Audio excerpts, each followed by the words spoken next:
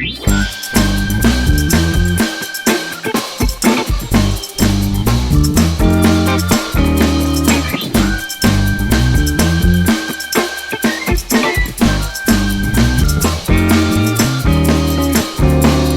makes me uncomfortable.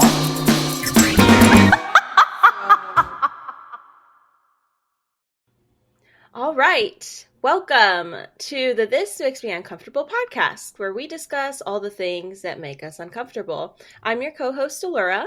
And I'm the other one, Jade. On today's episode, we're going to start by saying goodbye to most of you listeners because you're going to get offended. We're talking about religion today. It's April, and this marks a celebration of numerous religious holidays, most of which I don't know what they are. So we've got Ugadi, the Hindu New Year, Ramadan, the Islamic holy month to honor the Quran being revealed to the Prophet Muhammad, Good Friday, Easter, and Passover. Love that chocolate, Christianity and Judaism. So whatever religion you may or may not follow, we can all agree that religion makes us a little uncomfortable. So uncomfortable. We've got some crusading questions, we've got a bunch of sinful stories, and we've got a lot of heathenistic ways. So, sweet baby Jesus, Lord, take the wheel, and let's start praying. But before we do that, we start off each episode with, Jade, any rants, complaints, inconveniences? Anything making you uncomfortable? Yes. If I were a Christian, Jesus would be so tired of listening to all of my prayers. Prayers are just rants, right? Yeah, I have two things today. One's a quick one, okay? So, the other day I was feeling nothing, and I thought, this is happening a lot more regularly lately. Every Tuesday, Wednesday, Thursday, Friday, Saturday. So I was like, I'm going to try to break out of it by playing a song that always makes me feel better. Allura, do you have a song that does that for you? Like a kind of a go-to song or playlist that... I have so many playlists. A lot of them are like titled Go to Therapy or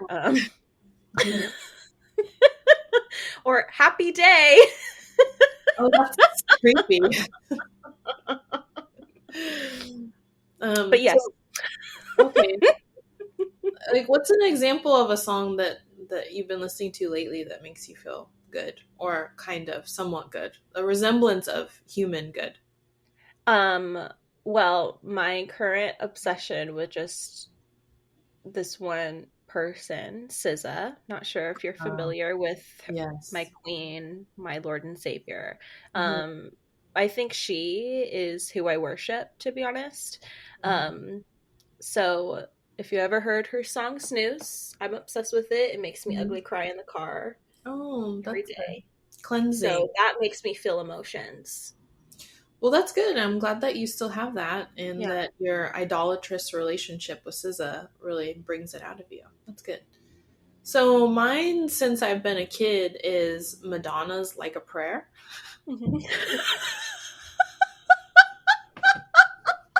Messed up that you're laughing right now.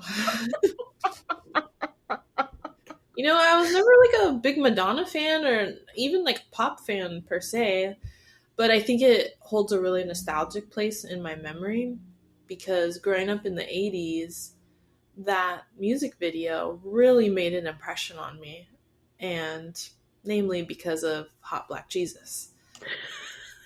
And so whenever I hear the song, I feel the feels that I felt when I was, just a wee one looking at this beautiful man who was the Jesus in the video and, getting Madonna dancing and just like moving her robes around and whatnot. And the flames are lit and flickering. And so usually that song makes me feel really good. And so the other day I turned it on thinking this will break me out of my funk. And I turned it on and I hear those 80s pop beats. I'm thinking of that man's beautiful face and body. And I still felt nothing.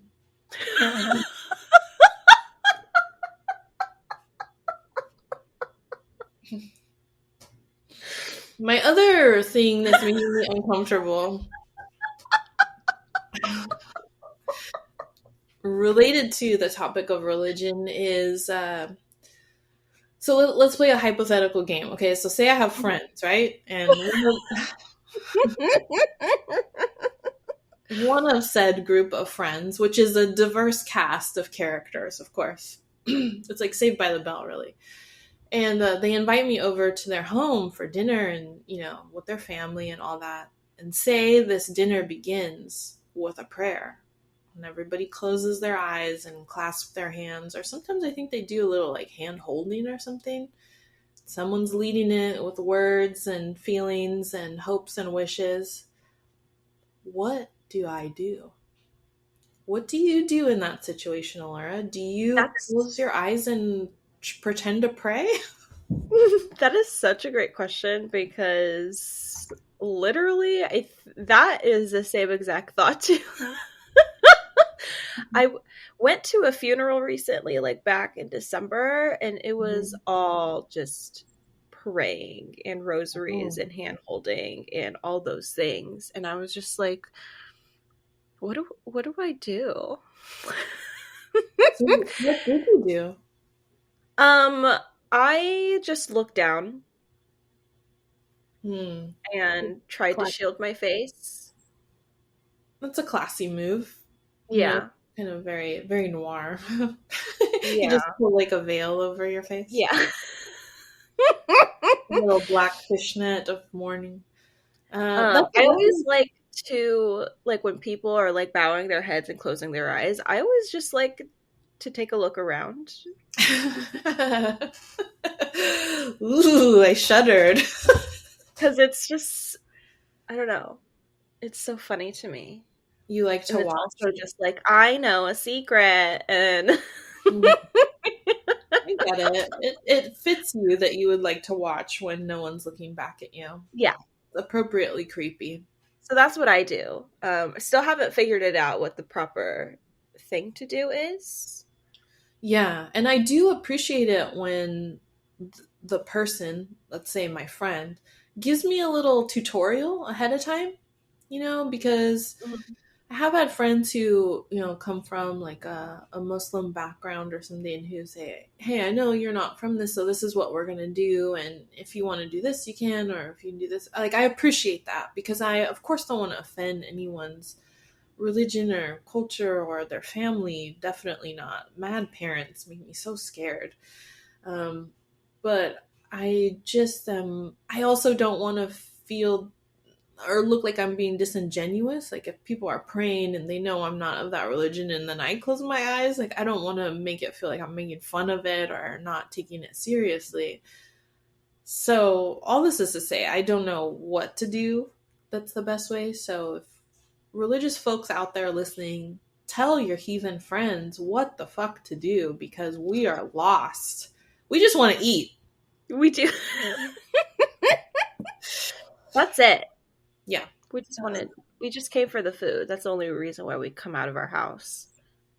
Yeah, pretty much. And now that you can get food delivered, there's really no reason to leave anymore. Mm-hmm. That's what I'm saying. That's it, everybody. I'm done. You'll never see me again.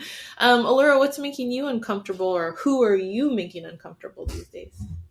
Okay, well, I had recently gone to my father's house, and I was...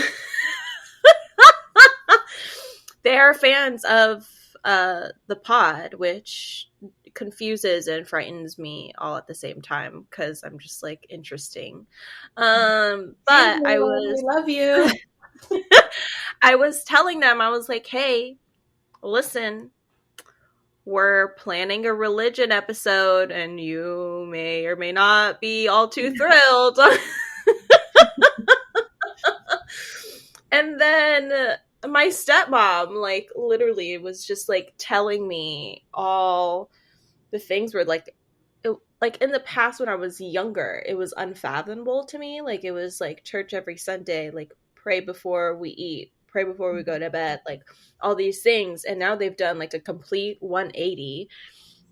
and they're like sharing like similar sentiments on like why I find like organized religion like problematic, and I'm just like, who let Mm. me reintroduce myself because I don't know who you are, and I don't think you know me.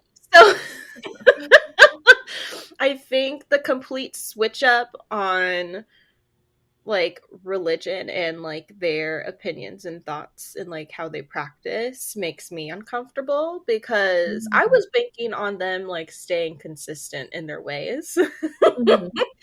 And now they've just completely upended it, and I just don't know what to do Well, that's and how to fix. interesting because usually, when someone, starts questioning and understanding things and comes around more to your side, you think it would feel better. But do you think it's brought you closer together because you can talk about those things or see eye to eye more? I don't know. It makes me more suspicious. Oh, I see. Yeah. So it is a little unnerving when things that you thought were fixed become a little more fluid.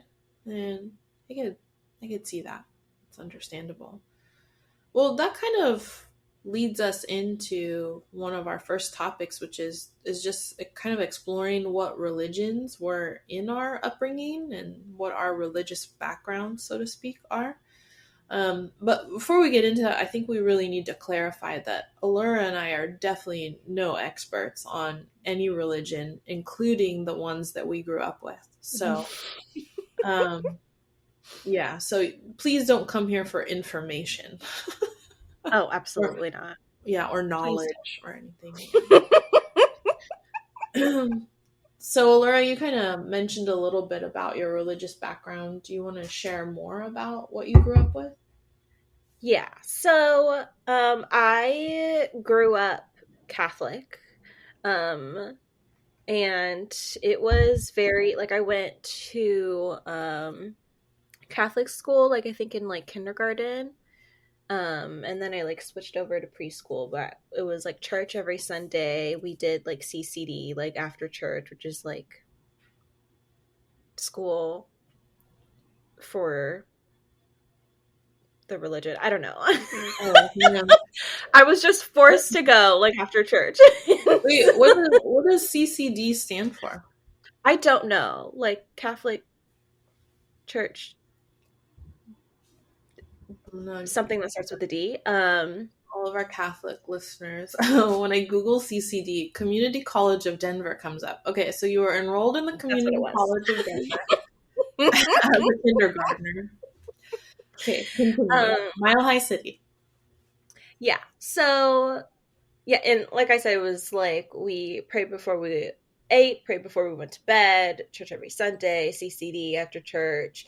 It was like a whole thing, and even like the second I was able to like think for myself and come up with like an original thought, like I always knew like something swishy here. Like I don't think this is for me. Mhm. And so like it was like pretty young, like I was pretty young when like I came to that like conclusion where I was just like I'm just being dragged and forced to be here. Um and like I don't know if you're familiar, but like you have to do like confirmation. Um I think that's the right word. I've been Oh, so that's where disconnected. you like click on your email, right? Yes. That's what it was. And so I think confirmation like happens maybe like when you're in high school, I believe, and you're just like confirming your like place in the church. I may be completely wrong, but this is just what I remember So and it's like my understanding. you pledge your Catholicism, like your Yeah. loyalty to the. And so I remember I did not want to do this at all. And there was like this one part where like you have to go to like this I think it's like a weekend stay, like in a camp, and you're just like surrounded by like your peers doing this like camp Mhm. as like part of the process to be confirmed. And I remember like I cried so hard, like, to my mom, and I was like, I do not want to go. You cannot make me go. And my mom was like, okay, like, I'll tell your father, like, you know, I'll have you for the weekend. And I was like, great. Psych, bitches. Like, a couple of weekends later, they made me, my father, like, made me go to this camp, but it was like with another church. So it was like no kids I knew. It was like completely different, you know? And so, like, me also being shy, I was like, this is the end of the world. Like, it was the worst. And so did that. I think I got confirmed early, because my stepmom was also, like, she was one of the CCD, like, teachers, and so she had it in. And so, They're like, we gotta save this one quick. Let's put her on fast track. Yeah, and so I did it. I think I did it in, like, 8th grade, when you're actually supposed to do it, like, your, like, freshman or, like, sophomore year in high school or something like that. But yeah, and that has always just, like, had a special place in my heart of contest and resentment of me going to that camp against my will. But yeah, I have a lot of just traumatic stories of Catholicism. What was the camp like? Like, what did they make you do there? I don't even remember. Like, I think it was like it was like a campground in, like, either Riverside or, like, Escondido. I don't know. It was like somewhere in the woods. And we did, like, a bunch of, like, different, like, exercises. I think, like, the parents, like, had to write you, like, a letter that you would open, like, at the end of your, like, experience to read, and it was supposed to be this, like, aha moment. But when I read it, I was just like, fuck y'all. Like, this means nothing to me. Your body starts sizzling. Yeah, it was just terrible. And I think I, like, blocked it out because I honestly, like, don't really remember. I just remember, like, the actual site. And oh my god, like, our brains are so awesome because they'll just block out trauma, just like huge chunks of time. It's so cool what our brains do. I love it. I'm with it. I dig it. Let's erase that memory. Well, that's hard because it's a religious matter that's kind of forcing you to do these things, but it's also this trespass on your social comfort as well, like forcing you to talk with kids and probably sing songs and climb rope ladders and shit with kids you don't know. Yeah. So that's pretty uncomfortable for you. I would see how that would be traumatic. And also, like, too, like, I was, like, maybe a year or two, like, younger than the rest of the kids as well. So, like, I was with adults in my head, you know, and I was like a little child. So that made me uncomfortable. But I always really appreciated my mom, because she isn't, like, practicing any, like, religion. She doesn't really have a stance on it, because she also had, like, a traumatic, like, religious background growing up as well. So she's kind of just like, I'm just neutral. I'm just, like, living here. So she had always, like, been the person I could go to that, like, didn't, like, push, like, religion on me, and, like, really, like, enabled me to, like, find my own, like, answers if I wanted to. So I really appreciated that, but that was only half of the time. Well, it's nice that you had someone in your life that was willing to let you explore and ask questions and was accepting of you regardless of your choice. Was your mother's background Catholic as well? No. So I think this is so funny. So, and my grandma's such an icon for this, but they grew up Jehovah's Witness. And so I think the main reason was because, you know, they don't celebrate, like, any holidays or birthdays or anything like that. And so my grandma had, like, 5 kids, and I think she was in to that religion solely for the fact that she didn't have to buy anything. Yeah, I was doing my budget this morning. I'm thinking I'm going to convert to Jehovah's Witness. That's looking pretty That's good right. now. Yeah. And it's so funny too, because now she's just like a complete 180 and she just like does not care at all. Like she does not follow any practices. And it's so funny. She's so iconic. Well, I think, I mean, Fumiks is just amazing. She's the queen. But I think for a lot of people who abandon the religions they grew up with, that really testifies to the fact that these religions are imposing rules. Like, that's not about the spirituality or your faith or anything. It's about imposing rules, creating a structure around you that doesn't allow you to become fully who you are. And so I think that whether you're religious or not, I mean, who would agree with that, especially for little kids, you know? I mean, a kid can grow up with values and have faith and morals without imposing all of these restrictions on them and making them feel bad about who they are and all these do's and don'ts. I I have some experience with Catholicism as well. Well, in Vietnam, the country's kind of split between Buddhists and Catholics, which was brought in by the French, which is probably my innate aversion to Catholicism because it represents a colonialism of like a white invader. But so I grew up Buddhist.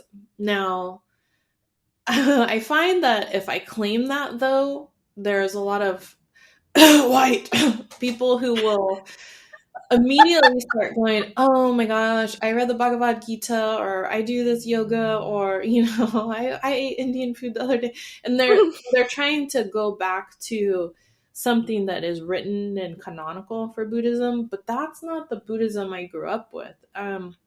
I wouldn't even know how to categorize it. This one guy at Trader Joe's. Why does everybody at Trader Joe's have some like kind of like they think they're a self-appointed spiritual leader or that they have an honorary PhD in whatever the fuck, but everybody at Trader Joe's needs to chill out.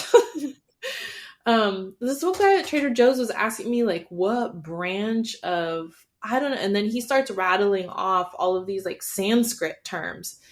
I'm like, bro, I'm Vietnamese, like I grew up with a Buddhism that's not written anywhere. It doesn't come from a branch of any tree that you're meditating under. Like, cool, go do your yoga and what have you. But the Buddhism I grew up with, it was almost just like a country, like kind of a boondocks. Like, I'm going to share with you this story of what happened to me, and then you're going to roll that story on. So very much like an oral tradition that wasn't directly connected to anything that was, you know, institutionalized. So I grew up with stories of, well, there's two stories that really stand out in my mind that are kind of exemplary of the faith I grew up with. So my mom was a little kid when the U.S. war in Vietnam was going on, and so they would have these air raid sirens that would go off when the Viet Cong, the northern Vietnamese forces would come down into southern Vietnam. And this was, I think this story happens prior to the American alliance with the South Vietnamese military. So on one day, my mom was in Da Lac, which is this beautiful mountain town that the French Catholics, by the way, totally colonized and set up their schools. So she went to Catholic school for a while and like got beaten by the nuns and everything. I don't know why I laugh when I said I don't mean to. Sorry. You're uncomfortable. So the middle of the town has this lakes, and my mom would go there with her brothers to play. And so my mom was down there playing, and then she looked up at the sky and she saw the image of Phật Ba. Okay, so if you're listening and you don't know anything about Vietnamese, fuck means like holy, okay? It's not the fun fuck that we use in English. So Phật Ba is like the Chinese equivalent of Guang Yin, or I think in Japan it's like Kanon or something, but she's this like female Buddhist deity. So my mom sees her in the sky, and Phật Ba points for her to like run toward home, is like directing her toward my great grandmother's home. And so my mom is like, whoa, what the fuck? And just starts booking it. And as she's running, the air raid sirens start going off, and it ended up being an invasion by the Viet Cong, because they knew that the Americans were aligning with South Vietnam. So they were like upping their ante and like just invading all of these cities in South Vietnam and trying to take over. And it ended up being like I don't know, my mom was little at the time, so I remember her stories. The details are kind of fuzzy, but it was at least like a 48-hour curfew where they couldn't leave their house. Otherwise they would be shot or imprisoned.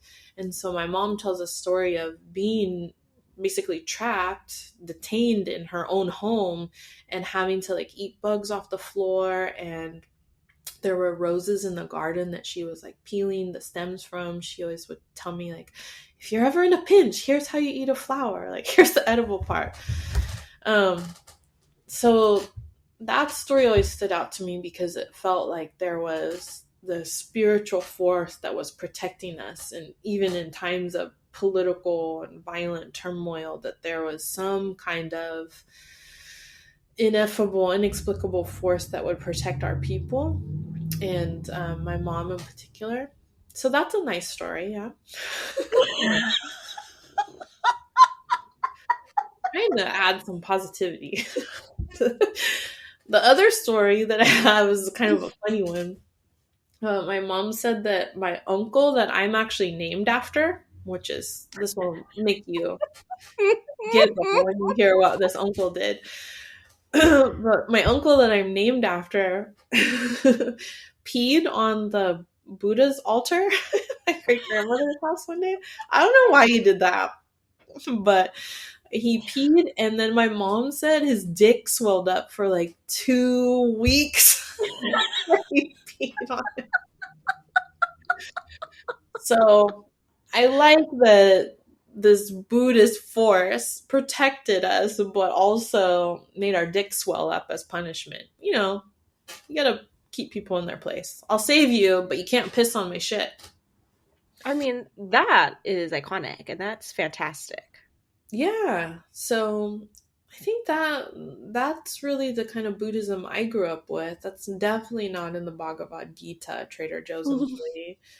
But as I mentioned earlier, I have some experience with Catholicism too, because one of my uncles married a Catholic Vietnamese lady, and that was a wild ride because we'd go to their house and there was like so many rules. I was chewing gum one day, and that was bad because that was disrespectful. I guess I grew up kind of wild. Like, I didn't have rules like that. So the father told me, and it's very patriarchal too. So that was a big difference about Catholicism, because I grew up in a house run by women. So I was like, why is this man telling me what to do? I'll chew my gum. And then I got kind of scared. So I went to the bathroom and I spit it in the trash can. And then he came chasing after me with the trash can in his hand, saying, why would you spit gum in the trash can? What if one of my grandchildren comes and digs it out and puts it in their mouth? And my first thought is like, why the fuck are your grandchildren digging through the trash eating old gum? Like, that's your problem. Like, what is your religion teaching your grandchildren? But anyway, there was a lot of rules. So at their wedding, God, so many hours of, I don't know if it's just praying or what, but and reading from the Bible, and they read in 3 languages. Like reading in Vietnamese and Latin and some in English, and so it was triple long. I feel like I never sat for that long in my whole life. And so they get up to do the wafer thing, the body of Christ. What is that called, Allura? What's the name for it? Yeah, it's his body. We just like to nibble on. The ritual, does it have a name, or is, I'm sure it does. Do I know what it is? No, but I know like you're not supposed to take it like unless like you've like gone to confession and like you're like pure things. So see, herein lies our problem. Because I'm 9 or 10 at the time. I don't know what's happening. I just want to get out of the pew. Like, I just want to stand up. And I see that my family members, like my mom, my uncles, all these people who are definitely not Catholic, have like never been to a Catholic church, they're getting up and they're doing it. So I'm just following suit, and I get up. I'm like, okay, I'm gonna go in this line. At least I get a cracker. Like, I hope it's one of those handy snacks. I can dip it in cheese, get some grape juice. And the guy, the Catholic dad, my new aunt's father, literally pushes me, like does the whole like palm to the chest and pushes me back into the pew, and he like shakes his finger in my face and says, "No Catholic." And I was like, damn, dude. And I was looking at my mom like, Mom, what the hell? Come on, like, let me get a cracker. Let me get out of here. And she just told me like, ooh, like, no, don't make him mad. We're in a church. And I think my mom and my grandma too, there came a point in their lives where they were praying to everyone just to try and make things better. So I don't think she wanted to make the Jesus mad, because he was like hanging there watching us. And she was like, just sit there and don't cause trouble. So yeah, I made the Jesus mad. I wasn't supposed to stand up, and I did.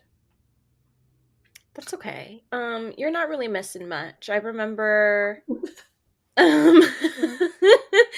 Um, I think it's like communion where like you are now like able to like take the body of Christ into your person. And so I remember in CCD they would like show you have to like hold it like with this hand and then pick it up with this hand, and then like we practiced with Cheez-Its. Mm-hmm. And then when the day came, I thought I was like expecting a Cheez-It. It tastes nothing like it. It's a very unique taste. It's not one of my personal favorites. What's it made out of? I have no idea. I don't know. Oh, Cheez-Its are good though. Have you ever had those like Parmesan flavor blasted ones? That's something they should incorporate into religion.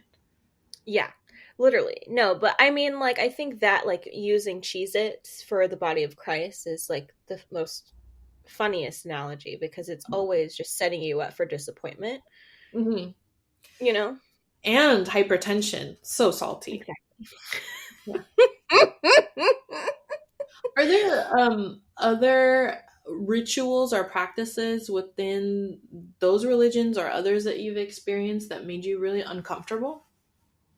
Something that I've always noticed that I just like didn't understand was there's like one point, and I think like other Christian churches may do this as well, or but there's like one point in the service when like a basket comes around and you're essentially like putting in like money, like donations into the basket for the Cheez-Its.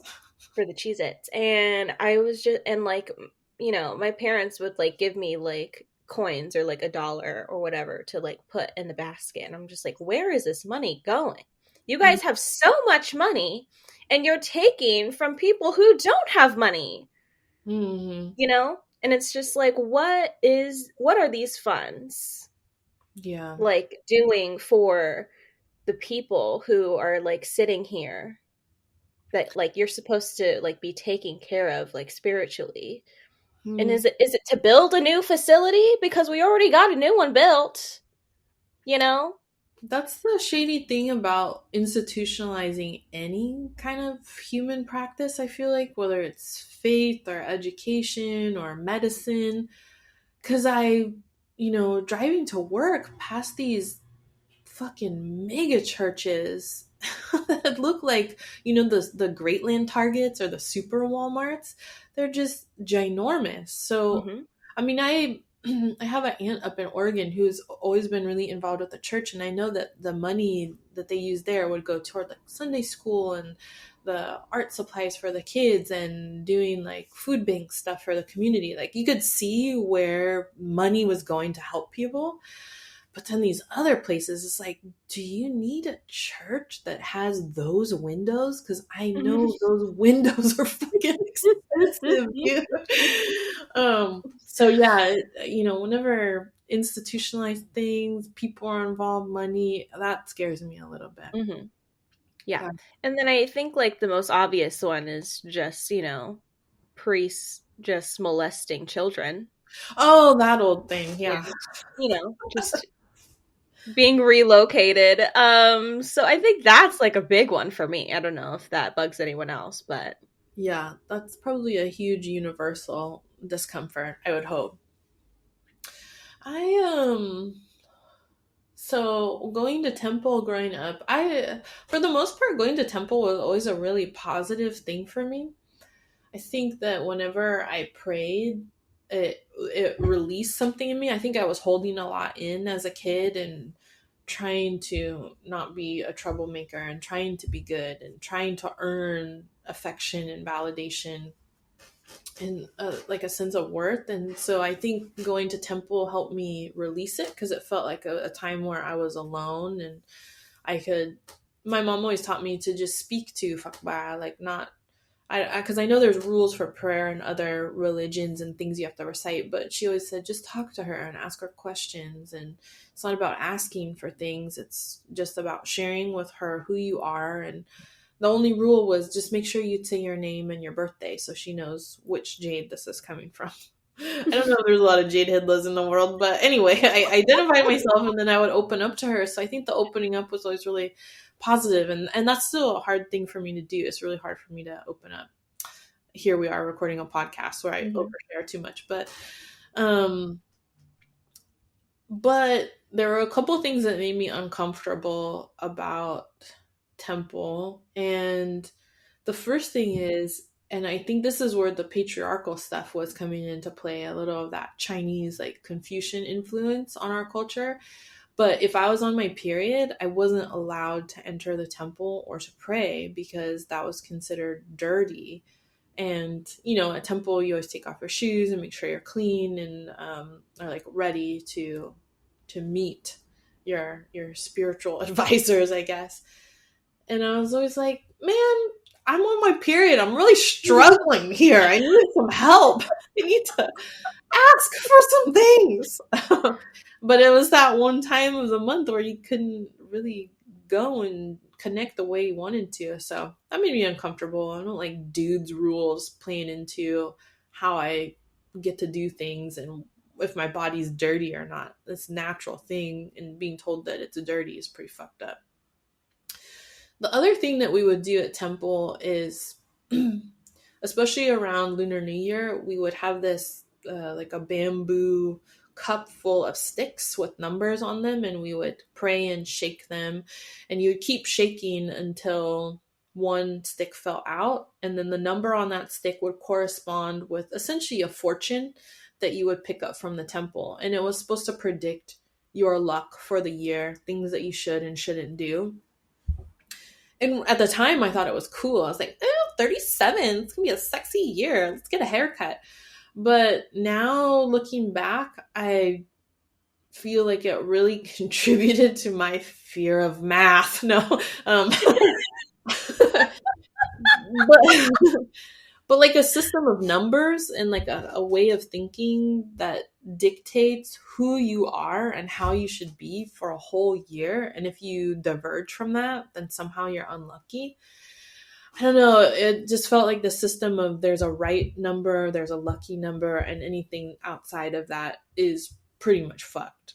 And that felt very anxiety inducing for me, I realize now. And so I didn't really like all of this fortunes and prediction and do this, don't do that on certain days because of the way the stars and the planets align and based on your birthday. Because for our birthdays, we're also born under not only signs of animals, but of natural elements. Like I erroneously got born under the sign of the ocean. I'm definitely not that strong or awesome. I'm maybe like a droplet out of a turtle's butthole, but I just, yeah, it made me feel really anxious. And my mom would read this calendar every day of, what you should and shouldn't do based on those signs. So that probably made me feel uncomfortable about that.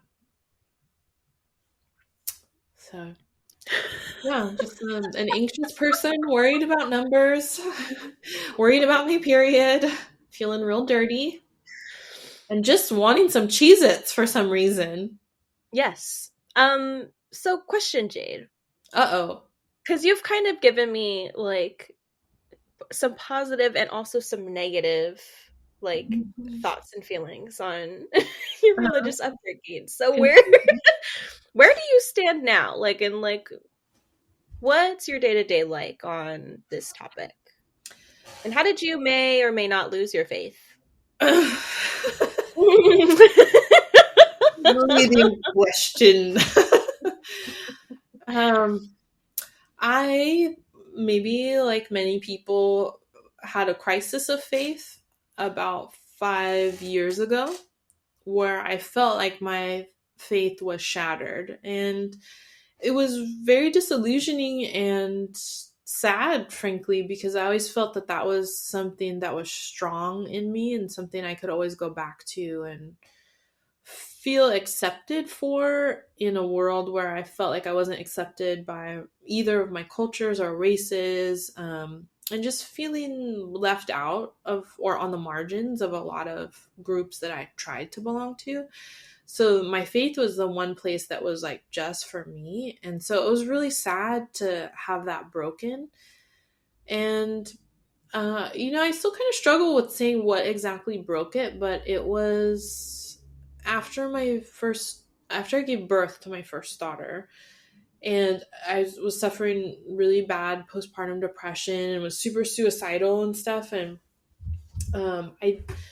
I didn't have a lot of support, and I didn't know how to ask for support. And I think because my mom was the one who taught me how to practice the faith, and she taught me the stories that led to the creation of values and beliefs, that she wasn't around for me during that hardest time of my life, that I think it was like too painful to practice it. Like, even when I needed help the most, I couldn't ask for help in the one way that I grew up knowing how to ask for help, which is through prayer.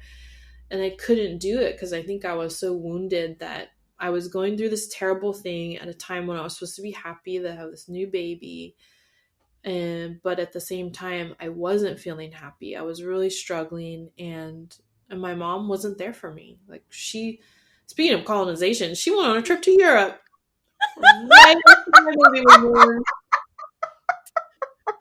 And people who like Googled Vietnamese culture, they're like, "Oh, it's so nice that Vietnamese people have this tradition of like 100 days, the mother stays with you." I was like, psh, I didn't even get a postcard from France. So yeah, I think that broke it for me. And honestly, I've tried to pray since then. I've really tried. And I haven't been able to. So there's something deeper that I probably can't even conceive of or articulate right now at this time in my life, but something like broke deep within me. So my altar is still up at my house with the Buddha and uh, candles and cups and plates for fruit, but they've remained empty and dusty. So I'll just see how it goes, see if that's something I could get back to. But right now, it's kind of dead to me. Allura, how did your faith die? Or I guess you kind of told us when it died for you early on, but where do you stand now with faith or spirituality? Yeah, I personally, I'm not practicing anything. I'm also not really looking for like answers, Mm-hmm. in that way.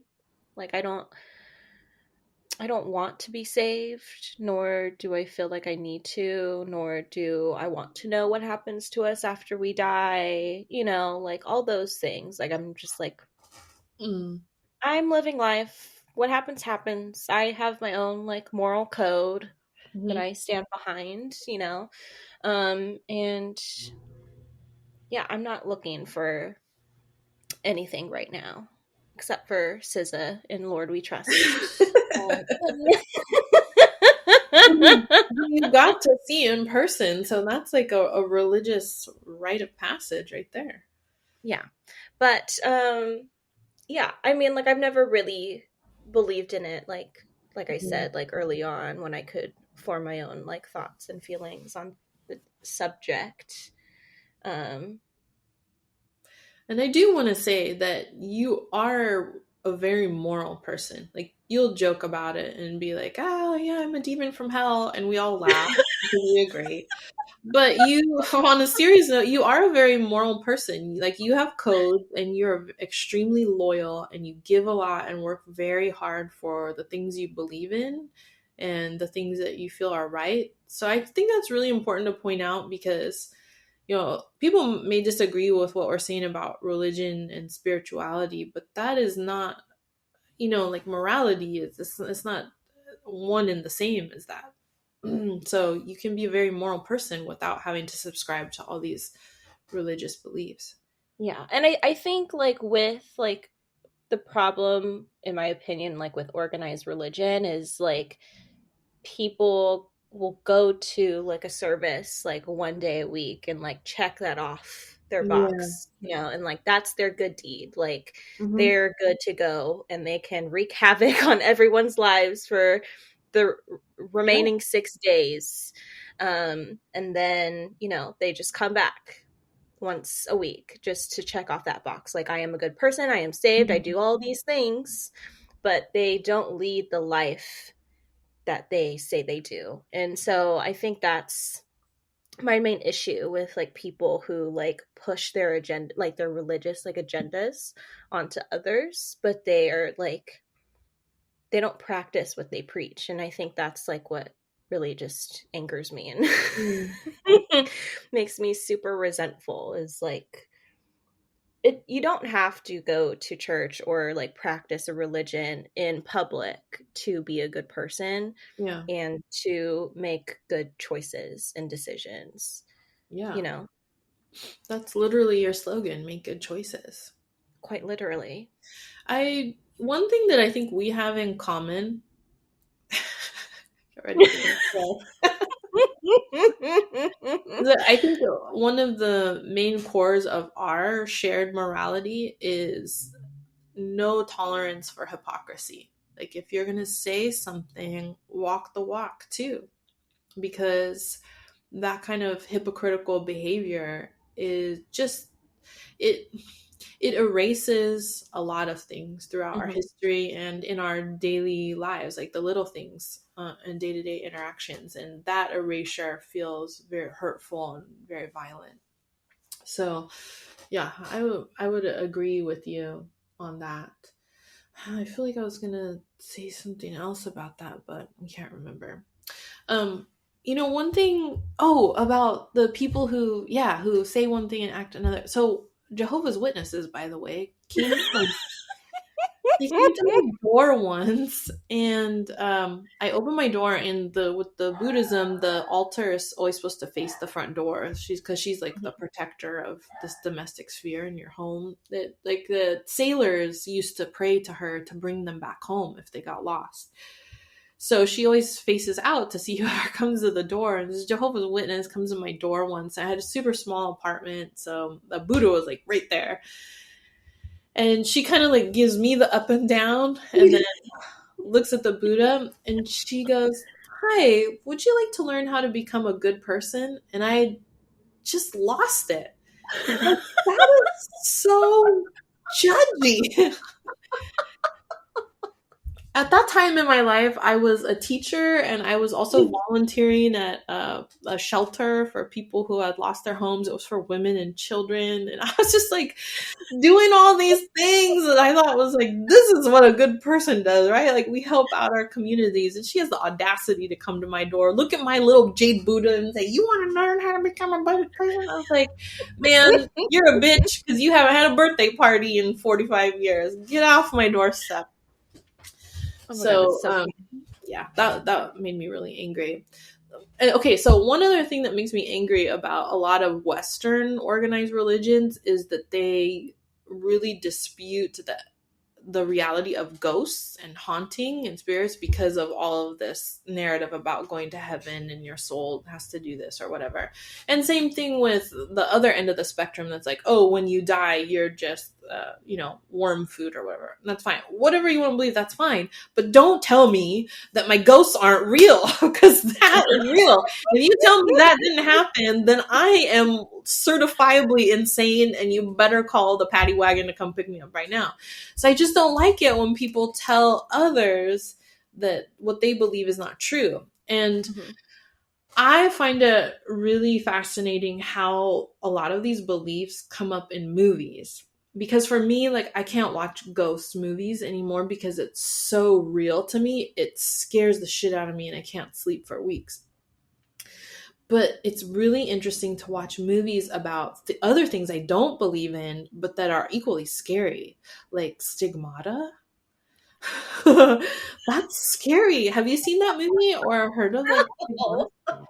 Oh my god. Okay, so I don't know exactly what the religious belief is, but there's this movie called Stigmata from so long ago. I think Patricia Arquette's in it. And she starts getting wounds that Jesus got. I remember it like starts on her palms, like pentagrams on her palms, like devil shit, and it's bleeding. And then she starts getting wounds, like crucifixion wounds. And I don't know how that happens or what the belief is, but that scared the shit out of me. So I want to know, Allura, what movies with creepy, crawly stuff like that, like horror movie stuff, really scares you the most?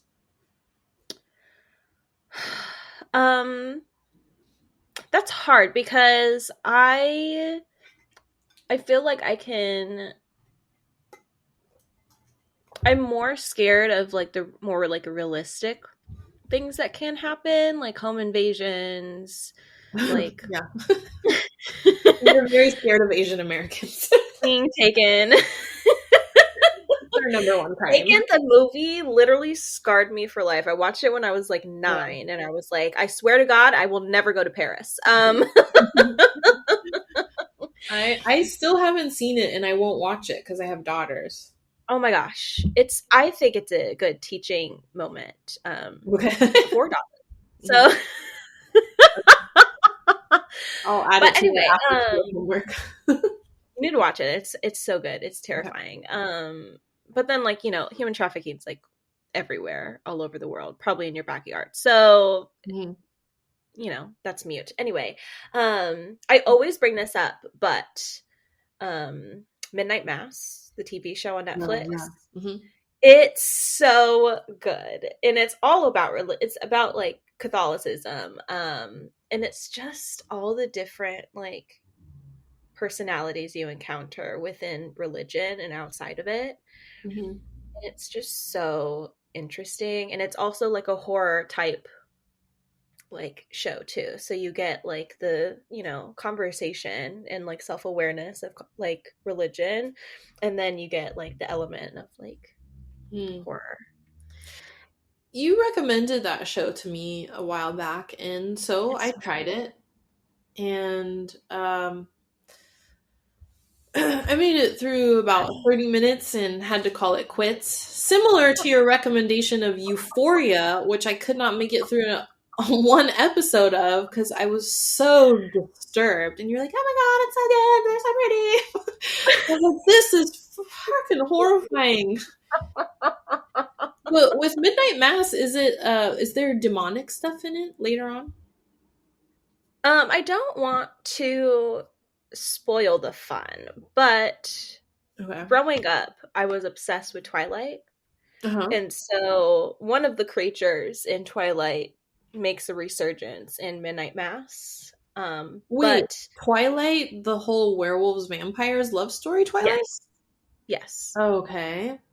So one of those creatures makes a resurgence in Midnight Mass. It has nothing to do with Twilight. I was just making that as a reference. Anyway, so yeah. But they introduce it as being like an angel from the Bible, like, and how angels are like terrifying. Like every time like a human has like encountered an angel sent from God, like it's been terrifying. And it's just so interesting like how like some characters like interpret the Bible and like the lessons and like the meaning to this like terrible situation, and they make it justifiable and they make it like a positive thing when really it's like the demise of the end of the world. So it's so good. It's so thought-provoking, but also entertaining.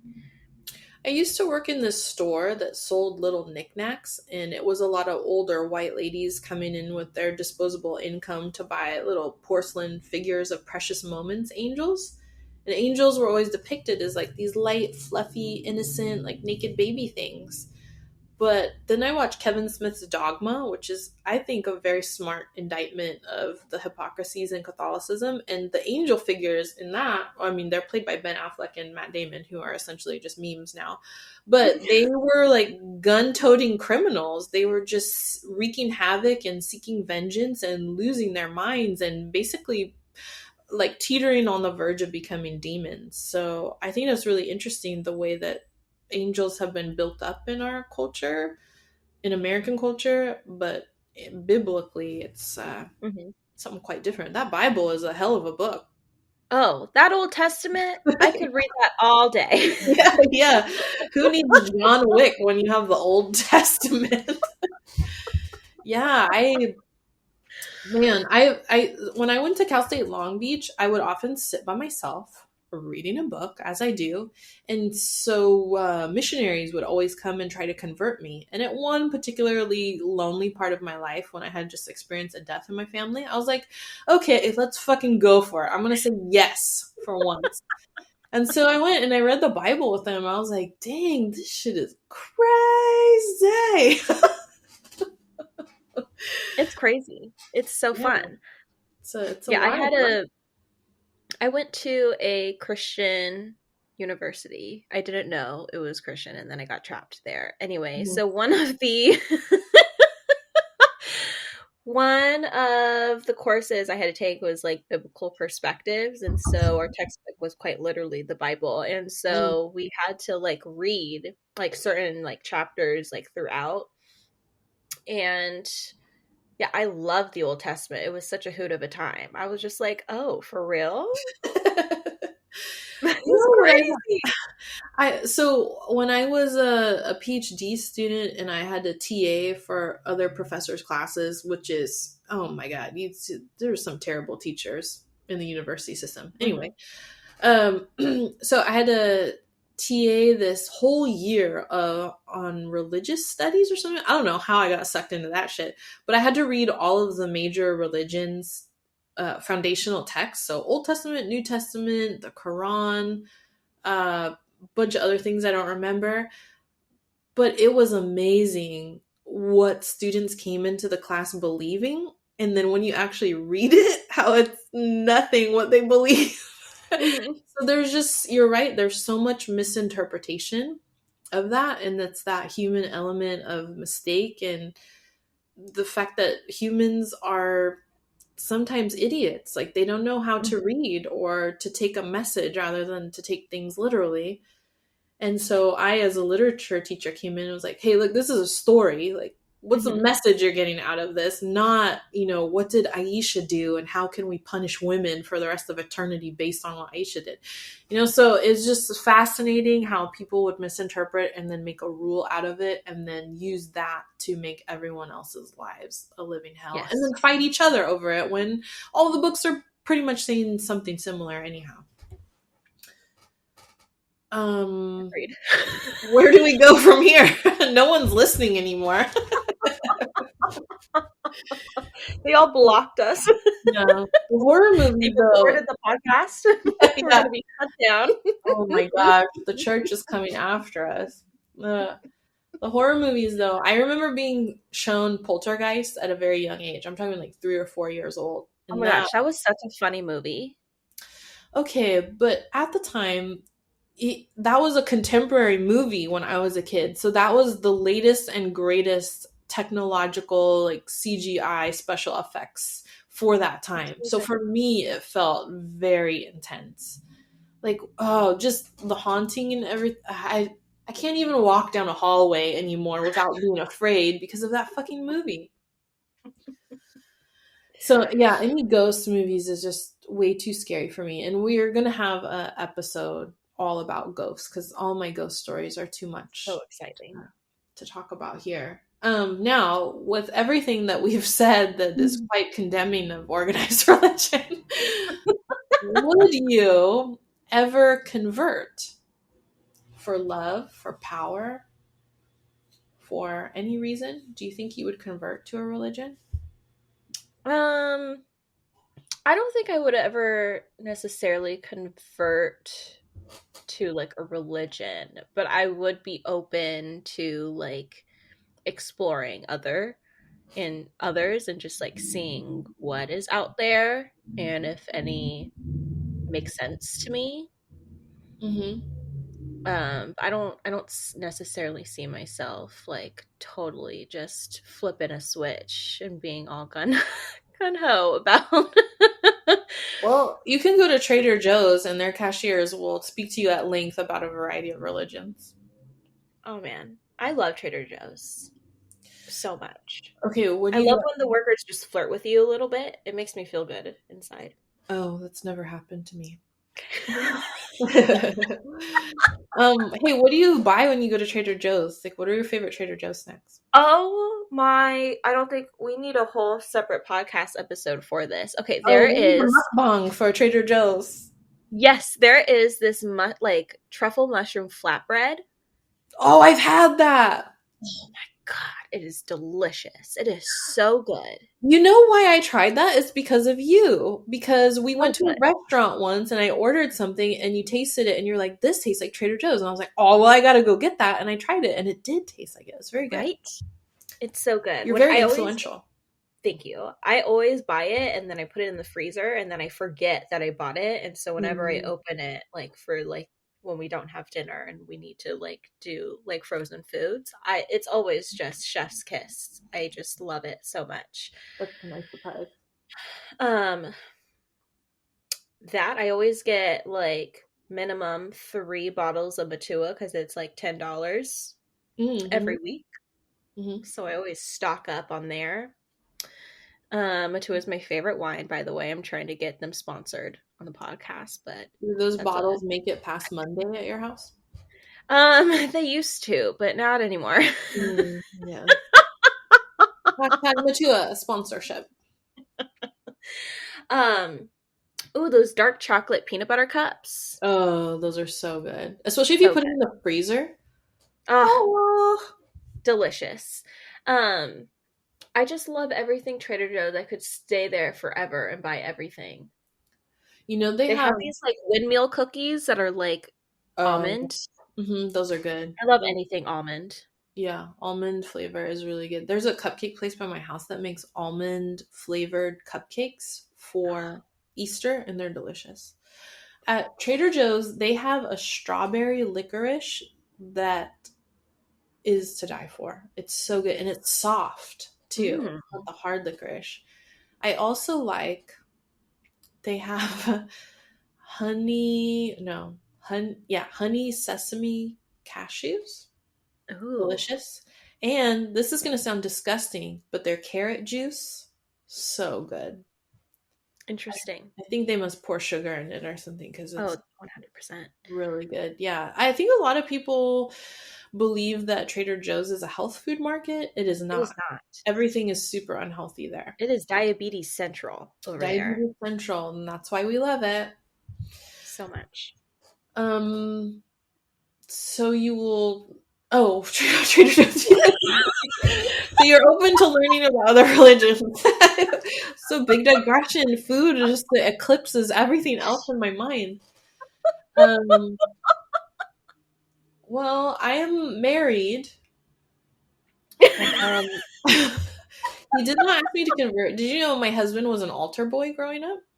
Oh, that's cute. My first question was, did you get diddled? And he didn't. That was my follow-up question. Are you a victim? So did he? I don't think so. Oh. Unless, marriage is a continuous process of learning about each other, so it might come out. But yeah, sexual abuse, terrible, right? It fucks us all up. Whew. There's another episode. There's a series of episodes on that topic. I don't know if I'm hoping to stay married. If if it doesn't work out, I know it's my fault. I will say that from the jump. But I don't think I would convert just because it's a lot of time. Mm-hmm.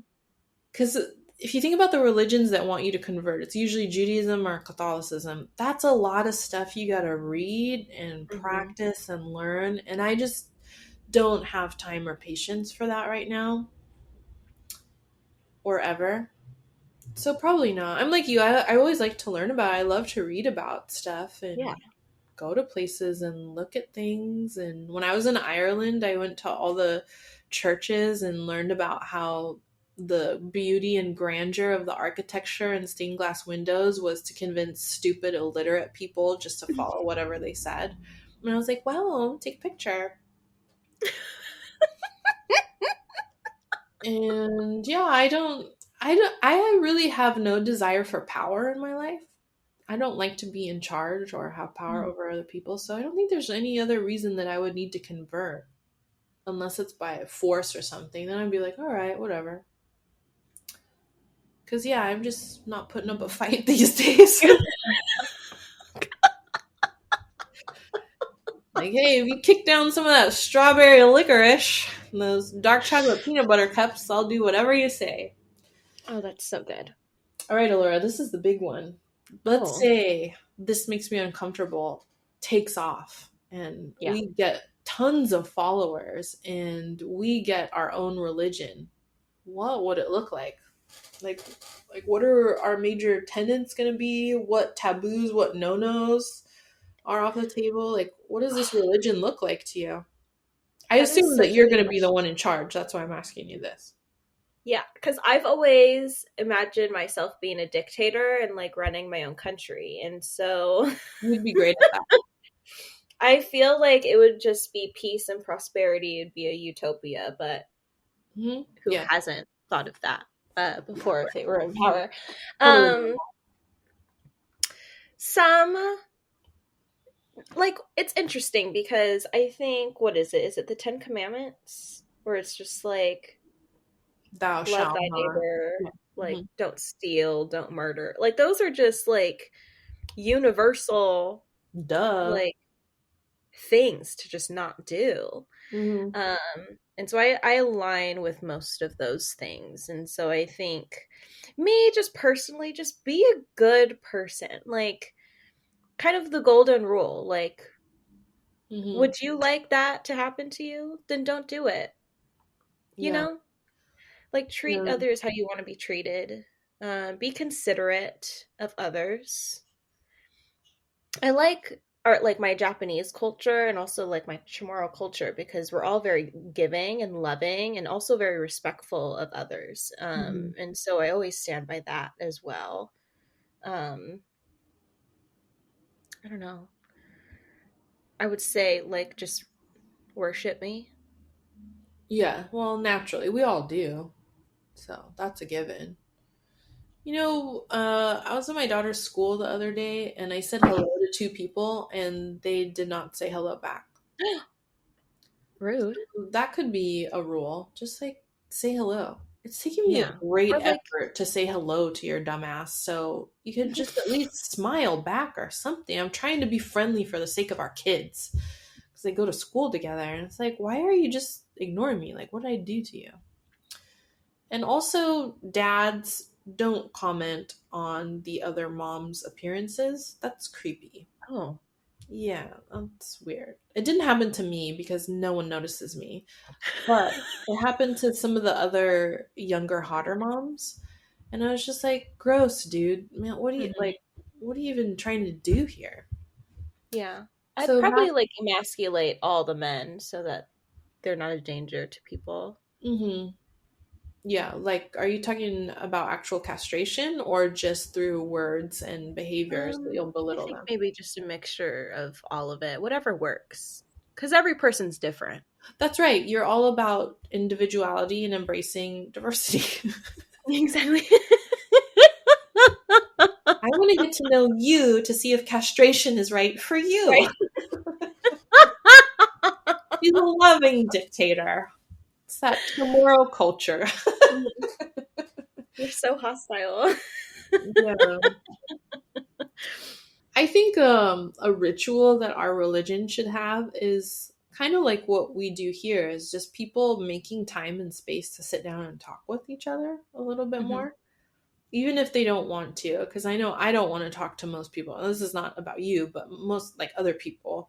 I don't want to talk to them. But once you're in it for 5, You're 10 in it. minutes, yeah, you're in it. Like you're finding interesting things about this person. And so, yeah, I think once you get to know people as people, and even if you don't have things in common, there's something about them that you like. And so you're less likely to be a dick in the world if you Right. realize that other people are people too.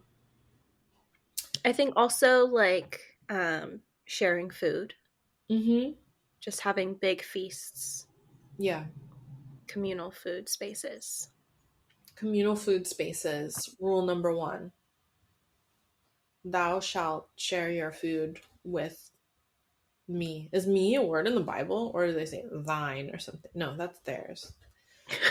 Who knows how language works? You know, the other day my daughter looked at me dead in the face and said, "Mom, you don't know English very well." And I said, that.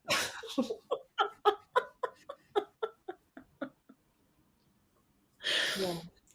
Oh, that's good. Yeah.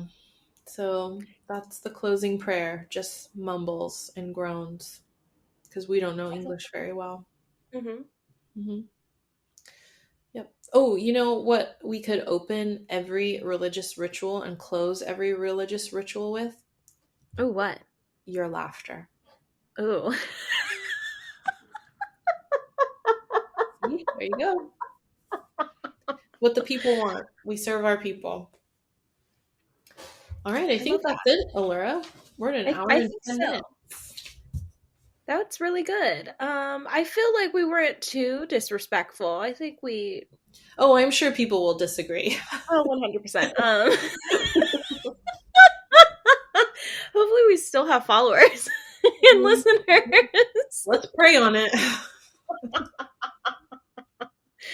Well, that's it, everyone. Thank you for making it this far. And if you did make it this far, I appreciate you because you don't get scared easy.